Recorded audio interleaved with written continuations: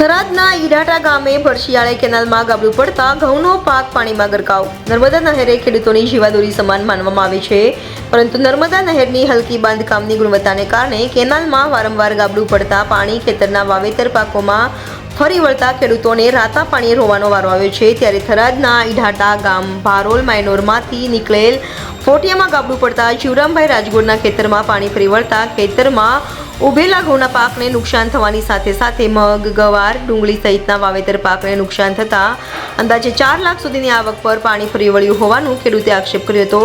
જોકે કેનાલની હલકી ગુણવત્તાના બાંધકામથી ઘઉં સહિતના પાકને નુકસાન થવાની સાથે સાથે 2-3 સિઝન વાવેતર ન થઈ શકે એવી ખેતરની હાલત થઈ હોવાના આક્ષેપ સાથે વળતર ચૂકવવા ઈડાટા ગામના ખેડૂત જીવરામભાઈ ગંગારામ રાજગોરે માંગ કરી હતી. ત્યારે નર્મદા નહેરની ઘોર બેદરકારીથી ખેતરમાં ગાબડું પડતા ખેડૂતને થયેલા નુકસાનનું વળતર તંત્ર અપાવશે કે કેમ એ તો આવનારો સમય જ બતાવશે.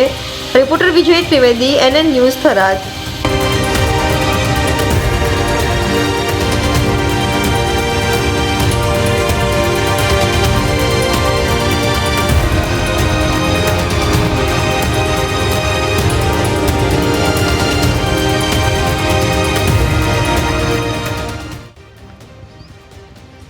શું સમસ્યા છે? અહીં કેનાલ ફૂટી છે.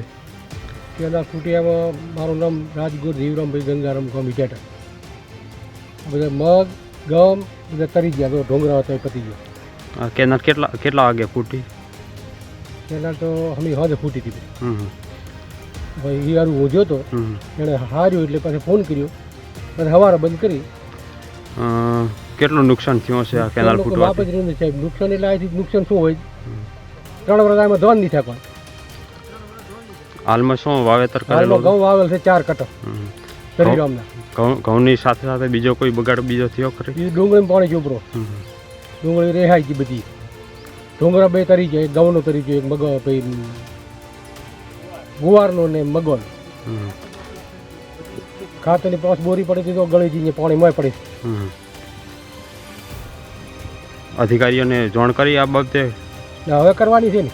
એમ કેનાલ કીધું છે, માથે કેનાલ માથે રહ્યા કીધું છે, જાણ કરી. તમારી શું માગણી છે? મારી મોગણી વળતર તો દીવે જ ને, શું કરવાનું?